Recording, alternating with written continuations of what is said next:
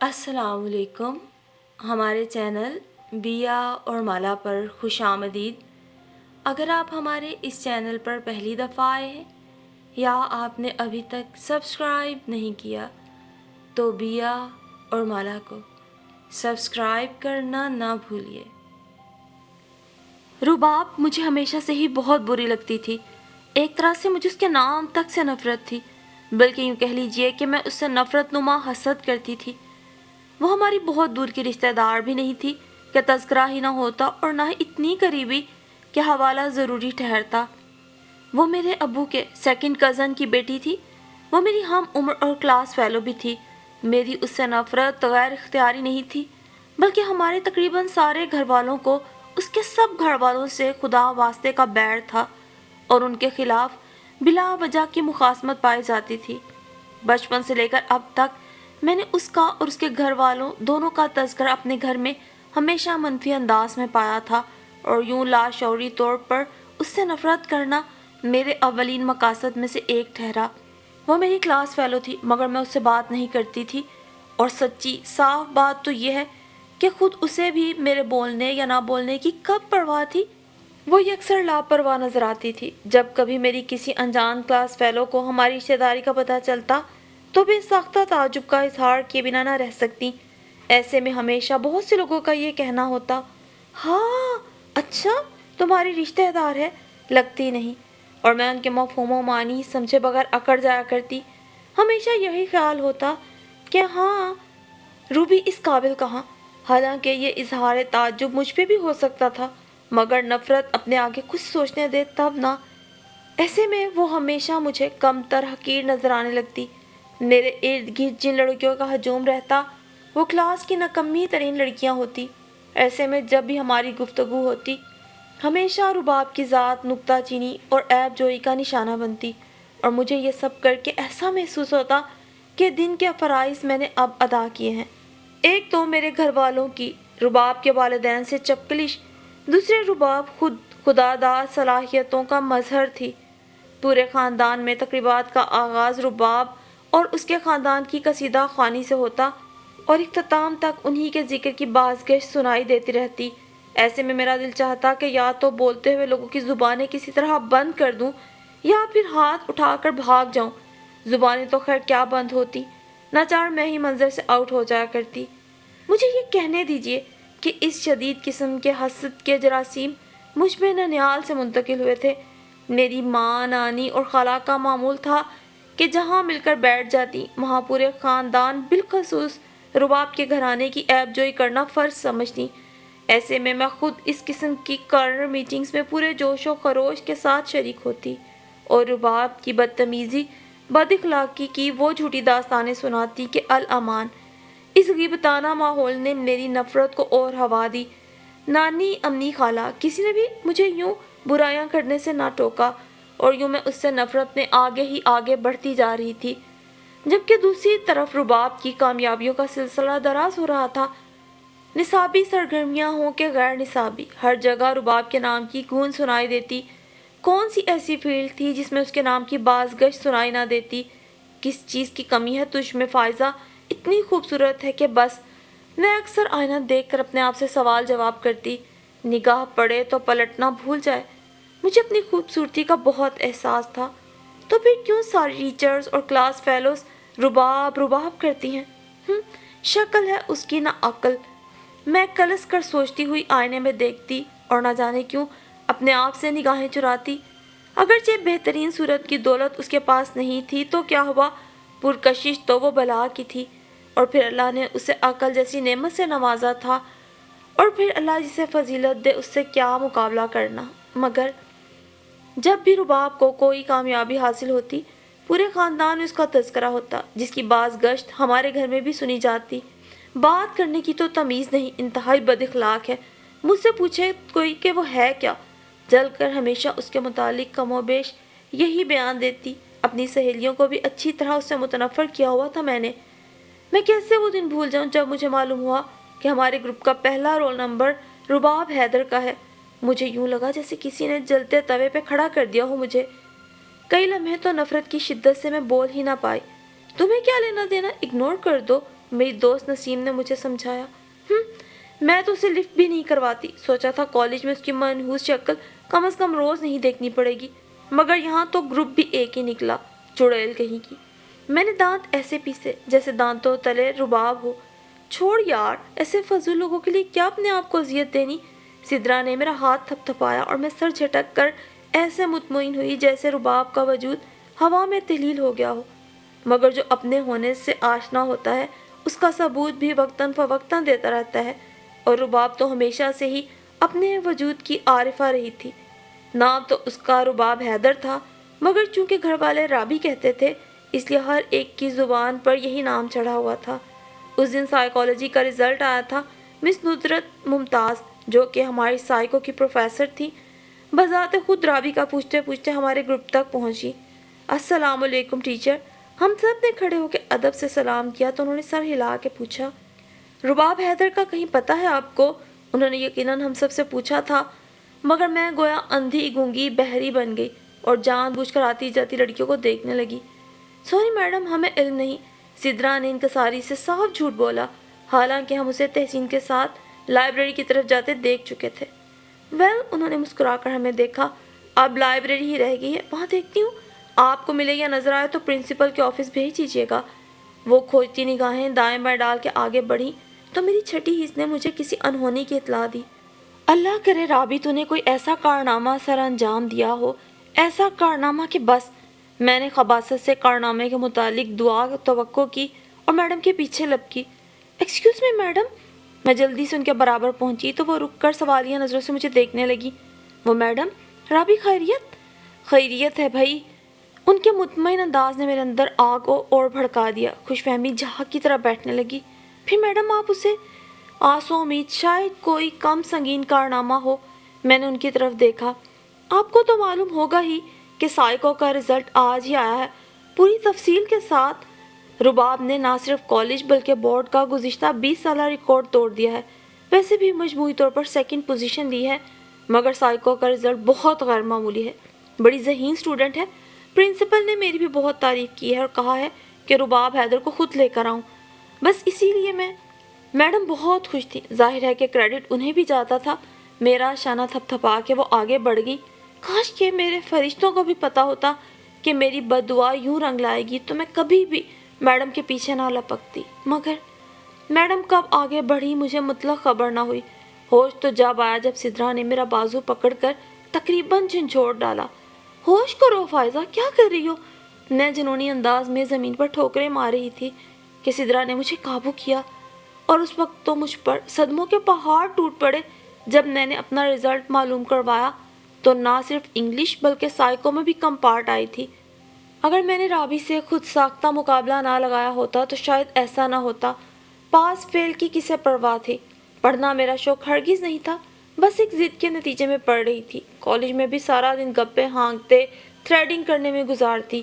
جس دن پرنسپل نے اسمبلی میں پوزیشن ہولڈرز کے لیے اپنے ذاتی فنڈ سے ایک علیحدہ اسکالرشپ دینے کا اعلان کیا، اس دن میں گھر آ کے پھوٹ پھوٹ کے روئی تھی۔ رابی نے 3 اسکالرشپس حاصل کیے تھے، پریزیڈنٹ اسکالرشپ، بورڈ کا اسکالرشپ اور پرنسپل کے ثوابدیدی فنڈ سے اسکالرشپ۔ اف، میرا بس نہیں چل رہا تھا کہ کیسے رابی کو اسٹیج سے نیچے کھینچ لوں اور جوتوں سے وہ درگت بناؤں، مگر میں دانت پیس کے رہ گئی۔ گھر آ کے میں جتنا رو سکتی تھی اس سے زیادہ روئی، مچل مچل کے تڑپ تڑپ کے روئی، مگر میرے اندر کی آگ کسی طور بجھ ہی نہیں رہی تھی۔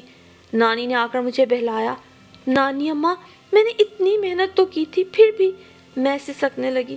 پتہ نہیں بورڈ والوں کو مجھ سے کیا دشمنی ہے، اور اسے دیکھا منوس کے کتنے نمبر آئے ہیں، اس بدتمیز بد اخلاق نے ٹاپ کیا ہے، نقل کرتی ہوگی۔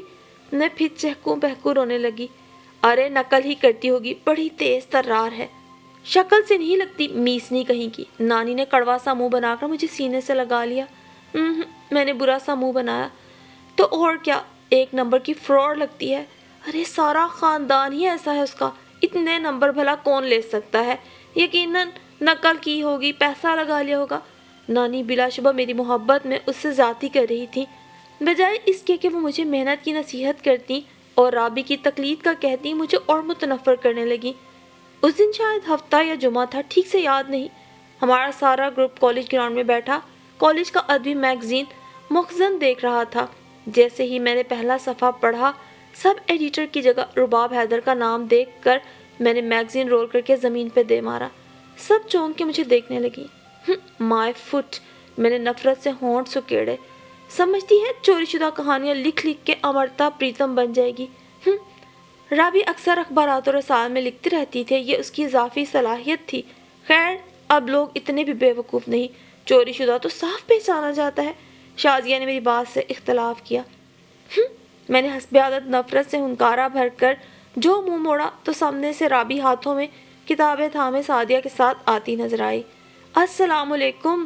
دونوں نے قریب آ کر بیک وقت سلام کیا۔ وعلیکم السلام! میرے سوا سارے گروپ نے کورس میں جواب دیا۔ اپنی سہیلیوں کا یوں رابی کے آگے بچ جانا میری برداشت سے باہر تھا۔ میں نے اپنا رخ مخالف سمت کر لیا۔ کیا ہو رہا ہے بھائی؟ اس نے خوش دلی سے سب پہ نگاہ ڈالی۔ یہ میگزین دیکھ رہے تھے۔ رباب، تمہارا آرٹیکل اور افسانہ تو بڑا زبردست ہے یار۔ آسیہ نے اس کی تعریف کی تو میں نے جل کڑ کر اپنے ہونٹ چبائے۔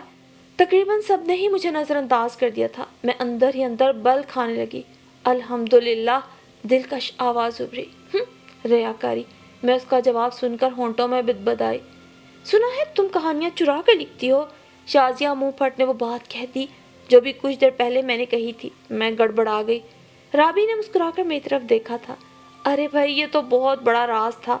لگتا ہے گھر کے بھیدی نے ہی لنکا ڈھایا ہے، اس نے بھرپور ہنسی کے ساتھ جواب دیا۔ سعدیہ بھی اس کے ساتھ ہنسنے لگی۔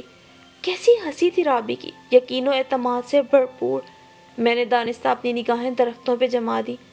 میں نے یہ بھی سنا ہے کہ تم بہت بد دماغ، سڑیل، نقل خور ہو، سیدھے منہ کسی سے بات بھی نہیں کرتی ہو۔ شازیہ تو آج سارے بھانڈے چوراہے پر پھوڑنے بیٹھ گئی۔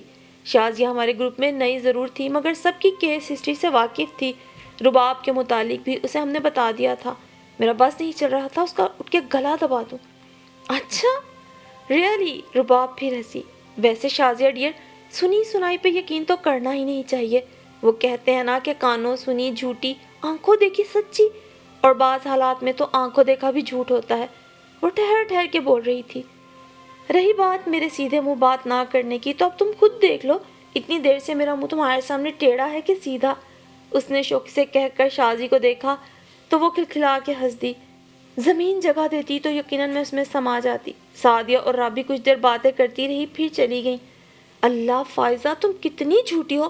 تم نے رباب کی کیسی تصویر کھینچی تھی، اور یہ کتنی مختلف ہے، تمہاری تو کہیں سے رشتہ دار لگتی ہی نہیں۔ شازیہ نے مجھ سے کہا۔ اس کے لہجے میں حیرانگی اور تپش سی تھی۔ لگے بھی کیسے؟ وہ کہاں ہم کہاں؟ میں نے خواہ گردن اکڑائی۔ واقعی درست کہا تم نے شازی، چند ثانے حیرت سے مجھے دیکھ کر بولی۔ تم کہاں اور وہ کہاں؟ ایک ایک لفظ پر زور دے کر کہتی وہ پھر رکی نہیں، چیزیں سمیٹ کے چلتی بنی۔ اس کے واضح طنز پہ میرا دل چاہا کہ اپنا جوتا اتار کر اسے پیچھے سے دے ماروں، مگر نسیم اور نازلی نے روک لیا۔ نفرت سے میری بھویں تن گئیں۔ کالج کی لائف بی اے کے ساتھ ہی ختم ہو گئی۔ میری بی اے میں بھی کم پارٹ تھی، جبکہ رابی حسب سابق شاندار کامیابی کے ساتھ یونیورسٹی میں پہنچ گئی۔ اس نے ہمیشہ کی طرح اب بھی اسکالرشپ حاصل کیا تھا۔ میں نے اسے جی بھر کے کوسا تھا۔ پھر میرا دل پڑھائی سے بالکل ہی اچاٹ ہو گیا۔ اس کی وجہ کوئی اور نہیں بلکہ عباس تھا، جو میرا اور رابی دونوں ہی کا رشتہ دار تھا۔ وہ لوگ ہمارے برابر والے گھر میں رہتے تھے، کئی سال پہلے کینیڈا شفٹ ہو گئے تھے۔ اب عباس کمپیوٹر انجینئرنگ کر کے اپنے والدین کے ساتھ پاکستان لوٹ آیا تھا۔ میں نے برسوں بعد عباس کو دیکھا تو دیکھتی رہ گئی۔ کیا خوبرو شخصیت اور مردانگی کا حسین نمونہ تھا۔ میرے دل میں سندر سروں کا آغاز تو اس کی آمد کا سن کے ہی ہو گیا تھا۔ پھر جب اسے دیکھا تو دل کا شور اتنا بڑھا کہ میں جو ان سب سے ملنے گئی تھی، گھبرا کے فوراً ہی واپس پلٹ آئی۔ عباس کیا آیا، مجھے لگا ہر طرف بہار آ گئی ہو، ہر شے دھندلا گئی، مجھے کچھ یاد نہ رہا ماں سوائے عباس اور اس کے والدین کی خوشنودی حاصل کرنے کے۔ اس دن میں برآمدے میں بیٹھی اسی کے دھیان میں گم تھی کہ وہ چلا آیا۔ آہٹ پر جو آنکھیں کھول کے دیکھا، وہ سامنے کھڑا مجھے دلچسپی سے دیکھ رہا تھا۔ میں نے گھبرا کے نگاہیں جھکا لیں۔ آئیے بیٹھیے، میں نے گھبراہٹ پر قابو پا کر بمشکل تمام کہا تو وہ میرے برابر والی کرسی پر بیٹھ گیا۔ کافی دیر تک ادھر ادھر کی گفتگو کرتے رہے ہم۔ اس دوران میں اپنے آپ کو بالکل نارمل کر چکی تھی۔ فائزہ، وہ جو رابی ہوتی تھی نا، فلاسفر ٹائپ، آج مجھے ملی تھی یونیورسٹی میں۔ میرا حلق تک کڑوا ہو گیا، میں نے گویا انسنی کر دی۔ وہ تو بہت چینج ہو گئی ہے۔ مجھے تو کافی دیر اس کی آؤٹ اسٹینڈنگ پرفارمنس سن کر حیرت ہوتی رہی۔ خیر، ذہین تو وہ شروع سے تھی۔ یاد ہے نا اسکول کا زمانہ؟ وہ پرجوش انداز میں وہ باتیں یاد دلا رہا تھا جو سراسر میرے لیے باعث اذیت تھیں۔ اسے تو عادت ہے، ہر کسی کو اپنی قابلیت کے قصہ خود سناتی ہے۔ اب مجھ سے ضبط مشکل ہو رہا تھا۔ ارے نہیں، مجھے اس نے نہیں بلکہ میرے کولیگ نے بتایا تھا۔ جب میں اسے باتیں کر رہا تھا، عباس نے اس کی صفائی پیش کی۔ میری تیوری پہ بل پڑ گئے۔ عباس نے چند لمحے باغور میری طرف دیکھا اور پھر خود ہی موضوع تبدیل کر دیا۔ میری گزشتہ زندگی پسند ناپسند اس کی گفتگو کا موضوع رہی۔ اس کے جانے کے بعد بھی نہ جانے کب تک میں اس کی گفتگو کے ہزار معنی نکال کر انہیں اپنی مرضی کا مفہوم دیتی رہی۔ عباس کے والدین کو تو میں بے حد پسند تھی۔ نہ صرف خوبصورت تھی بلکہ اکلوتی اور لاکھوں کی جائیداد کی مالک تھی۔ میرے علاوہ میرے گھر والے بھی عباس کو بے حد پسند کرتے تھے۔ جب میں نے سپنوں کا تاج محل تصور کر لیا اور وقت قریب تھا کہ وہ آباد ہو جائے، کہ میں نے وہ روح فرسا خبر سنی جس نے میرے تمام خوابوں کے محلوں کو اجاڑ کے رکھ دیا۔ سلمہ آنٹی یعنی عباس کی والدہ نے بتایا کہ عباس کو رباب پسند آ گئی ہے، وہ اس سے شادی پر بضد ہے۔ ایک قیامت تھی جو میرے دل پہ گزر گئی۔ اتنی آسانی سے تو تجھے میدان نہیں مارنے دوں گی، میں نے دانت پیس کر گویا رابی کو چیلنج کیا۔ اب تو ہمارے گھر میں رابی کو اٹھتے بیٹھتے وہ کوسنے پڑتے کہ الامان الحفیظ۔ کم بخت نے پھنسا لیا ہوگا، یونیورسٹی میں ہمیشہ سے فائدہ سے مقابلہ لگاتی آئی ہے، چلتر باز، گنوں کی پوری ہے، اللہ کی مار پڑے گی آوارہ پر۔ نانی اور امی جی بھر کر کوستی اور اس پہ تہمتیں لگاتی۔ کافی دن گزر گئے، نہ ہی میں گئی عباس کی طرف نہ ہی وہ آیا۔ سلمہ آنٹی تو تقریباً ہمارے ہاں ہی رہتی تھی۔ اس دن امی، نانی اور سلمہ آنٹی کے ساتھ کسی کے ہاں میلاد پر گئی ہوئی تھی۔ میں گھر میں اکیلی تھی کہ عباس آ گیا۔ میں نے بھرپور طریقے سے اس کا استقبال کیا۔ وہ وہیں صحن میں ہی بیٹھ گیا۔ میں اسے اس کی مصروفیات کے متعلق پوچھتی رہی۔ وہ ہوں ہاں میں جواب دے رہا تھا۔ مجھے ذہنی طور پہ کچھ پریشان سا لگا۔ کوئی پریشانی ہے آپ کو؟ میں نے بڑے لگاؤ سے سوال کیا۔ ہاں، وہ تھوڑا سا گھبرا۔ ہاں ہے تو، مگر ڈپارٹمنٹ کی ہے، ایسی کوئی خاص نہیں۔ گویا یوں کہا کہ تمہارا کوئی مطلب نہیں۔ ہاں بھائی، پروفیسر صاحب آئے بیٹھے ہیں۔ گیٹ سے داخل ہوتے ہی خالہ نے نعرہ لگایا۔ وہ آ کر بیٹھی تو میں عباس کی خاطر تواضع کے خیال سے اٹھی۔ تم بھی بس کمال چیز ہو عباس۔ خالہ کی آواز میرے کانوں میں پڑی جب میں آہستہ آہستہ قدم بڑھاتی ٹرالی دھکیلتی وہیں آ رہی تھی۔ لو بھلا، متاثر بھی ہوئے تو کس سے؟ رابی سے؟ گہرے تعصب کا اظہار کیا۔ میں اس سے متاثر تو نہیں ہوں، بلکہ عباس نے فکرہ ادھورا چھوڑا۔ میں نے بے انتہا خوش ہو کے عباس کو دیکھا۔ اس کے یوں کہنے سے گویا میں ایک بہت سے آزاد ہو گئی۔ تو پھر ماں کو کیوں پریشان کر رکھا ہے؟ کیوں بے بات ضد باندھ لی ہے؟ خالہ نے حیرت سے کہا۔ ضد؟ ارے نہیں، ایسی تو کوئی بات ہی نہیں۔ اس نے گہرا سانس لے کے اپنے آپ کو ریلیکس کیا۔ امی کو غلط فہمی ہوئی تھی، اس نے کہہ کے میری طرف دیکھا تو میں خواہ سر جھکا کے مسکرا دی۔ یقیناً یہی بات ہوگی۔ خالہ کے اطمینان میں بھی اضافہ ہوا تھا، ورنہ تم سے ایسی حماقت کی توقع کم از کم مجھے نہیں تھی۔ خالہ بھی بس اپنے نام کی ایک تھیں جو منہ میں آتا کہہ دیتی۔ میں نے آنکھوں سے منع کیا تو ہاتھ ہلا کر ایسے اشارہ کیا جیسے کہہ رہی ہوں تم چپ رہو بس، اور میں واقعی چپ رہی۔ میرا دل تو عباس کی باتیں سن کے ہی مطمئن ہو گیا تھا، اور پھر اگلے ہی ہفتے میری عباس سے منگنی ہو گئی۔ میں گویا ہواؤں میں اڑنے لگی۔ ایسی شکست دی ہے رابی کو کہ بس خوشی مجھ سے سنبھالے نہیں سنبھل رہی تھی۔ میں نے اپنی دانست میں عباس کی صورت میں اپنی نام نہاد اذیتوں کا رابی سے گویا بدلہ لیا تھا، اور یہ ایک ایسی جز تھی جس کے سامنے گزشتہ تمام اذیتیں مان تھیں۔ میں تصور میں رابی کو اپنے زخم چاٹتے دیکھ رہی تھی۔ اف خدایا، کتنا مزہ آیا ہوگا جب رابی کو میری منگنی کی خبر ملی ہوگی۔ کیسے امید خاک میں ملی ہوگی۔ اب ہر چیز پر ہی تمہاری اجارہ داری قائم نہیں ہو سکتی۔ میں خیالوں میں رباب سے گفتگو کر رہی تھی۔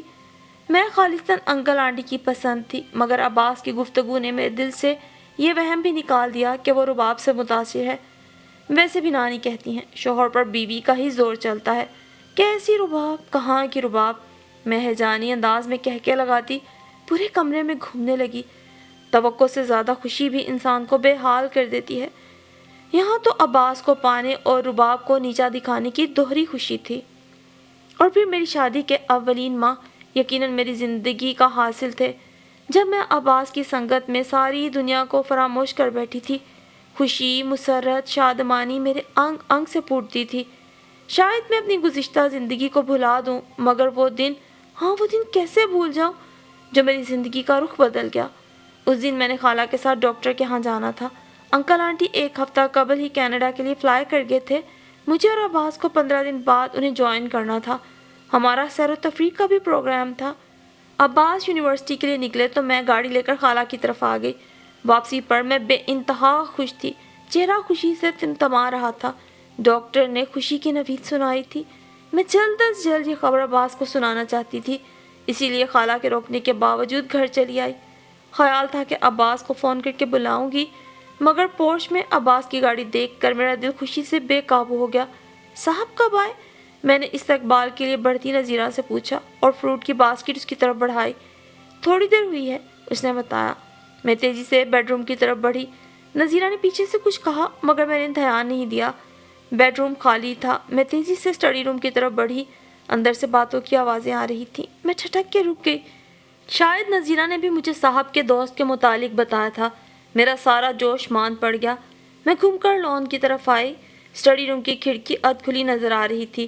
میں آہستہ آہستہ چلتی ادھر آئی کہ دیکھوں عباس کا کون سا دوست ہے تو یہ غیر اخلاقی حرکت، مگر میں ہمیشہ سے تجسس کی ماری تھی۔ اندر جھانکنے سے پہلے ہی اندر سے آتی آوازوں نے میرے پیر زمین سے جکڑ دیے۔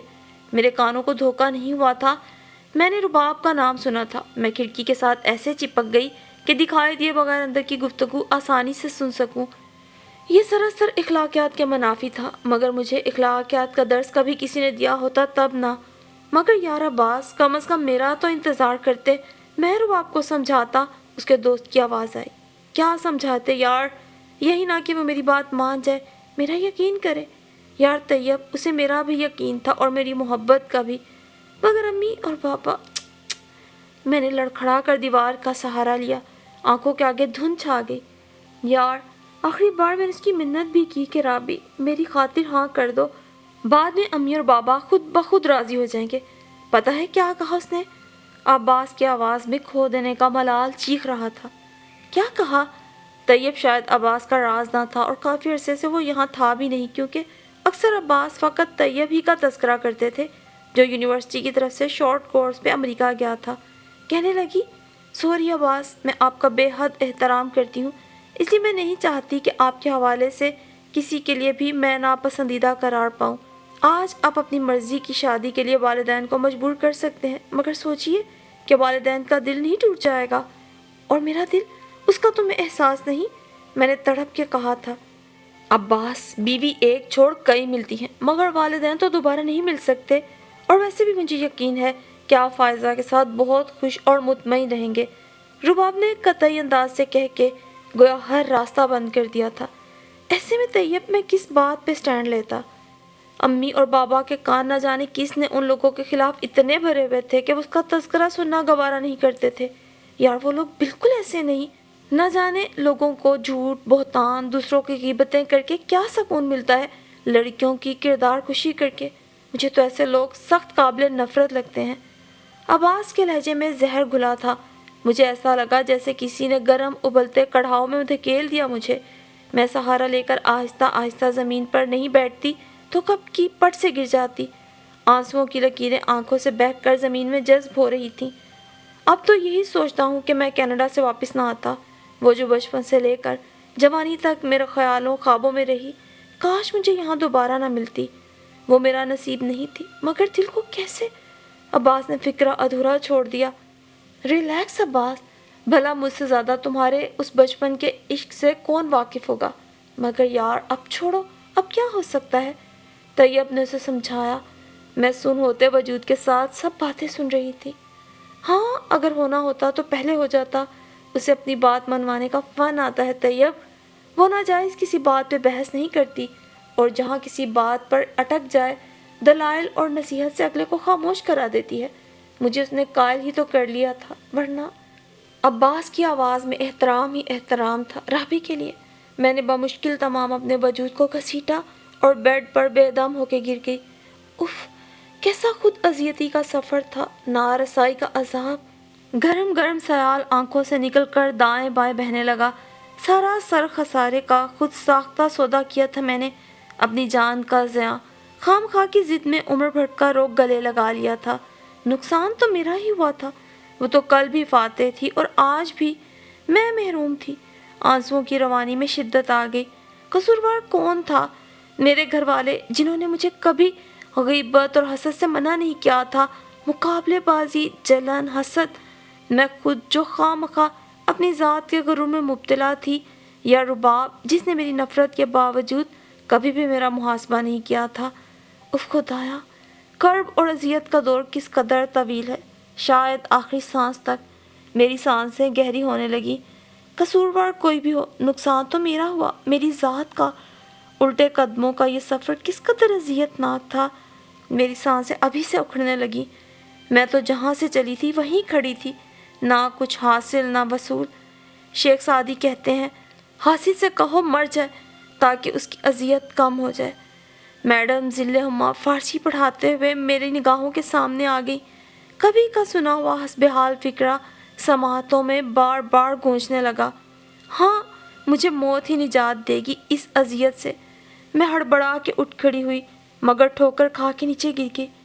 روتے روتے زمین پہ سجدہ ریز ہو گئی۔ ذات کے کرب میں مبتلا ہوئی تو پچھتاوے کا درد سوا ہونے لگا۔ سودوں ضیاء کے اس سودے میں مجھ سے سکون چھن گیا تھا۔ اب مجھے کوئی اور یہ سکون نہیں دے سکتا تھا ماں سوائے اللہ کے۔